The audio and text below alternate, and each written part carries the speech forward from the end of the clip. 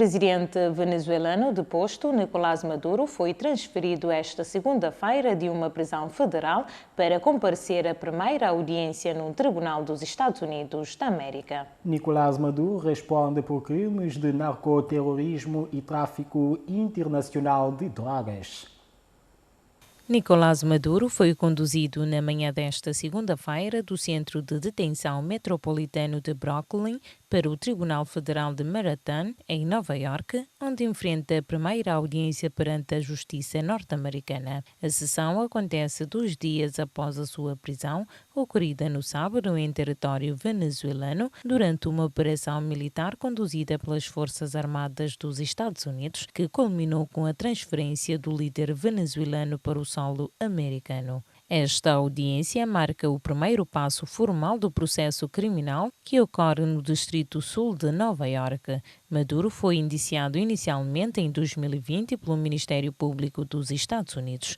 O ex-presidente responde por crimes de narcoterrorismo, conspiração para importação de cocaína em grande escala para os Estados Unidos e posse de arma de guerra, incluindo metralhadoras e dispositivos explosivos. De acordo com os documentos judiciais, Nicolás Maduro é acusado de liderar desde o final da década de 1990 uma organização criminosa internacional que teria utilizado instituições do Estado venezuelano para facilitar o tráfico de drogas e apoiar grupos armados considerados terroristas. Entre as organizações citadas estão a Organização das Forças Armadas Revolucionárias da Colômbia, o Exército da Libertação Nacional, o Cartel de Sinaloa, os Zetas e os grupos Transacional Trem de Aragua. Maduro encontra-se detido numa prisão federal no Brooklyn, conhecida para acolher reclusos de elevada notoriedade internacional. A presidenta interina da Venezuela anunciou a criação de uma comissão de alto nível para negociar a libertação de Nicolás Maduro. O presidente da Venezuela foi detido após uma ofensiva militar norte-americana contra Caracas. A presidente interina da Venezuela, Delcy Rodríguez, criou uma comissão de alto nível com o objetivo de assegurar a libertação do líder deposto, Nicolás Maduro, e da sua esposa Cília Flores, ambos detidos e transferidos para os Estados Unidos da América. A comissão foi apresentada pelo ministro da Informação, que integra o grupo, e será liderado pelo presidente da Assembleia Nacional, Jorge Rodríguez, e pelo ministro dos Negócios Estrangeiros, Ivan Gil. Segundo o governo interino, a iniciativa pretende defender a soberania do país e garantir relações equilibradas e respeitosas com Washington. A criação da comissão foi anunciada no mesmo dia em que Delcy Rodríguez presidiu o primeiro Conselho de Ministros desde que assumiu o cargo, com o apoio do Supremo Tribunal da Venezuela e das Forças Armadas. Os Estados Unidos confirmaram no sábado uma operação militar de grande escala em território venezuelano com o objetivo de capturar e julgar Maduro, anunciando ainda que irão administrar o país até a conclusão de um processo de transição política.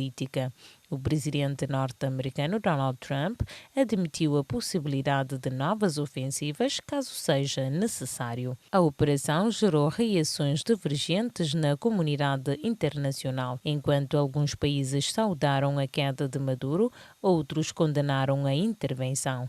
O secretário-geral das Nações Unidas, António Guterres, alertou que a ação militar dos Estados Unidos pode ter implicações preocupantes para a estabilidade regional.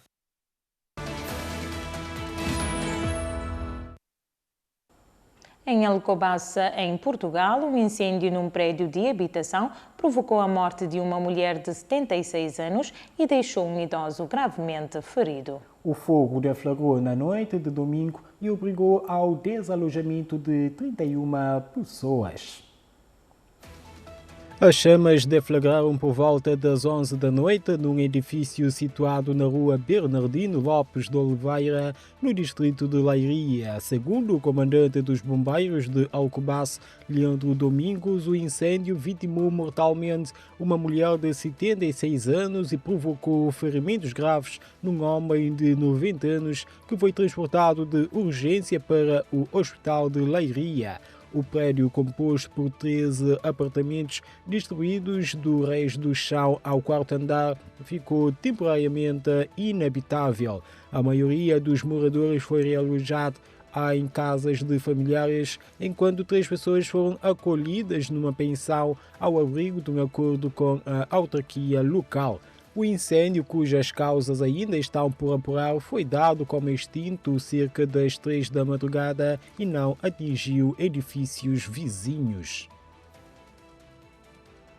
Pela primeira vez em 50 anos de independência, São Tomé e Príncipe avança com a implementação da carteira profissional de jornalistas. A atribuição da carteira profissional de jornalistas em São Tomé e Príncipe marca um momento histórico para a comunicação social do país. O documento surge com o objetivo de valorizar o exercício do jornalismo, reforçar a ética profissional e conferir maior credibilidade à informação divulgada ao público. Apesar da intenção positiva, o processo tem levantado várias dúvidas. Alguns jornalistas, sobretudo os mais experientes, consideram a carteira um reconhecimento merecido após anos de exercício da profissão, em contextos muitas vezes precários.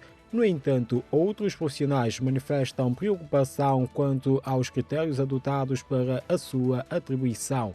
Entre os principais receios está a possível exclusão de jornalistas que atuam há vários anos em órgãos privados, comunitários ou digitais, setores que têm desempenhado um papel crescente no ecossistema midiático do país. A semana em África ficou marcada por tensões políticas, questões de segurança e alertas à democracia em vários países lusófonos, com destaque para Guiné-Bissau, Angola, Moçambique, Cabo Verde e São Tomé e Príncipe. Na Guiné-Bissau, um mês após o golpe militar, as forças de segurança impediram uma manifestação pró-democracia que exigia a divulgação dos resultados eleitorais, a libertação de presos políticos e o regresso à ordem constitucional. Em Angola, a semana foi marcada por grande indignação pública após o rapto, agressão e abuso sexual de uma menor. Já em Moçambique, o desabamento de uma mina de ouro na província de Nampula provocou 4 mortos e mais de 10 feridos, reacendendo o debate sobre os riscos do garimpo ilegal agravados pelas chuvas intensas que atingem a região. Em Cabo Verde, no discurso do Ano Novo, o presidente da República, José Maria Neves, alertou para os riscos que ameaçam a democracia e apelou à União Nacional num ano marcado por eleições. Mensagem semelhante foi deixada em São Tomé e Príncipe, onde o presidente Carlos Villanova destacou as conquistas recentes e sublinhou a importância do processo eleitoral previsto para 2026.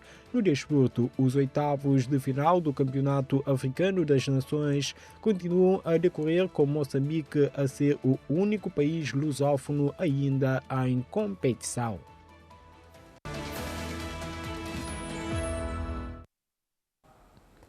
No Brasil, Filipe Martins, ex-assessor de Jair Bolsonaro, foi preso nesta sexta-feira em sua casa em Ponta Grossa. Isto por causa do descumprimento de medidas cautelares.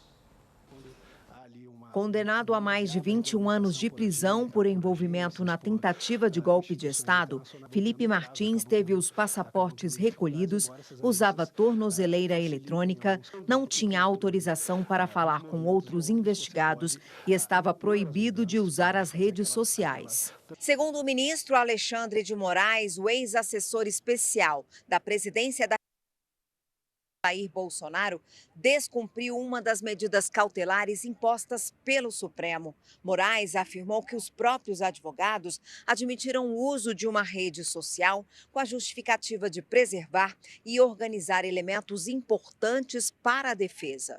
Filipe Martins foi preso em casa em Ponta Grossa, no Paraná. Na decisão, Moraes explicou que a alegação de utilização das redes sociais não é pertinente e que Martins demonstra total desrespeito pelas normas impostas e pelas instituições constitucionalmente democráticas, ofendendo as medidas cautelares aplicadas, assim como todo o ordenamento jurídico. A defesa negou o descumprimento das medidas impostas pelo STF. É mais uma. Felipe Martins estava cumprindo de forma exemplar, segundo o próprio ministro Alexandre de Moraes, as cautelares determinadas. Está há mais de 600 dias cumprindo todas as determinações judiciais. Nunca recebeu nenhuma advertência. A audiência de custódia já foi realizada e a prisão de Felipe Martins foi mantida.